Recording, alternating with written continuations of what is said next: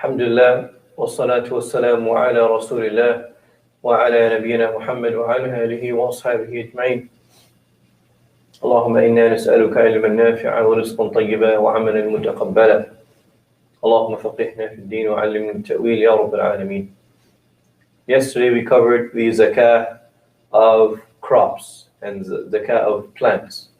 Today, inshallah, we'll start the chapter on zakah of metals, or metals that are extracted from the ground. قال المصنف رحمه الله النوع الثاني المعدن. He says رحمه الله, the second type of what is خارج من الأرض, what is extracted from the earth, is or are metals. وقال, then he says فمن استخرج من معدن نصابا من الذهب أو الفضة أو ما قيمته ذلك من الجواهر أو الكحل أو الصفر أو الحديد أو غيره فعليه الزكاة. So he says, whoever extracts a nisab of metal, of gold or silver, or the value equal to its nisab, this nisab, in precious metals such as kuhl, copper, iron, must pay zakah on it. So for miners, people that are mining, people that are extracting gold, silver, and other type of precious metals from the earth, they have to pay zakah. And as long as they have mined the minimum amount, which is the nisab, right? Which is the nisab. So if you're mining gold, it would be the nisab of gold. If you're mining silver, it's the nisab of silver. So if you reach that nisab, that minimum threshold, then you would have to pay zakat. And if you're mining other precious metals, then you would look at the value of it. Is it the value of the nisab or not? Is it the value of the nisab or not? And you pay zakah right away on it. You do not have to wait an entire hawl, an entire year. So the difference between this is and regular wealth that you own is that for precious metals, when you're mining it, you have to pay right away. You don't wait on the year to pass by before you pay zakah. وَلَا يُخْرَجُ إِلَّا بَعْدَ السَّبْكِ وَتَصْفِيَةِ.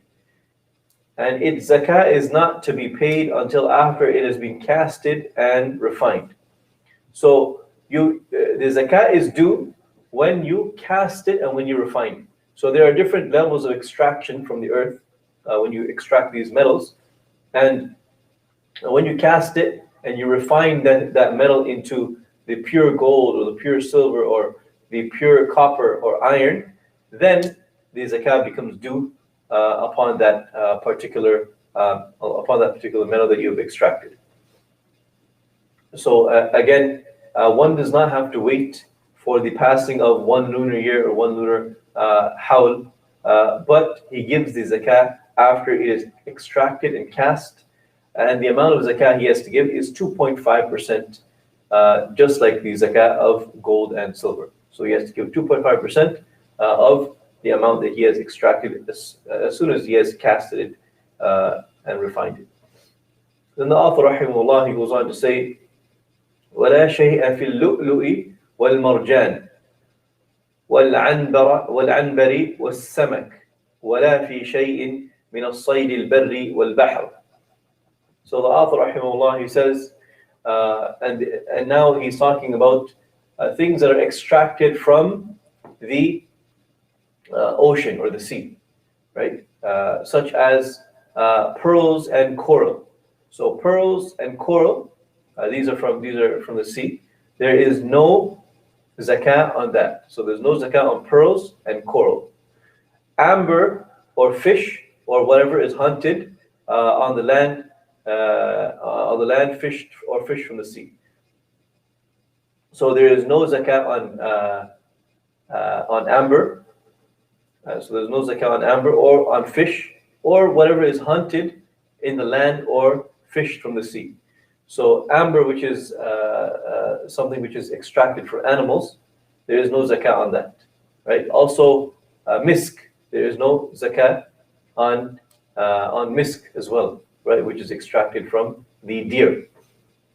So there's no zakat on these things, as well as whatever you hunt. There's no zakat on that, and whether you hunted in the sea or in the land, there is no zakat on those things. وفي الركاز الخمس أي نوع كان من المال أو أكثر قل من المال أو أكثر. And zakat on buried treasure, which is called rikaz. So a rikaz, if it is buried treasure and is from the pre-Islamic or pre-Islamic period of ignorance, so it is from Jahiliyyah, buried treasure that was buried from Jahiliyyah time, then you have to pay 1/5 of whatever is found, whatever, regardless of the property.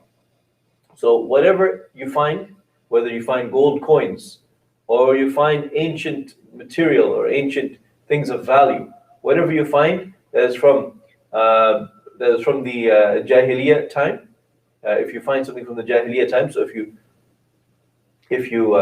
dig up some treasure and you find something, and this is obviously this to do with this is at the time of the Prophet ﷺ, they would find some of them. They would find treasure that was from the treasure of Jahiliyyah. Right, people would have buried their treasure at that time, right, or buried their wealth.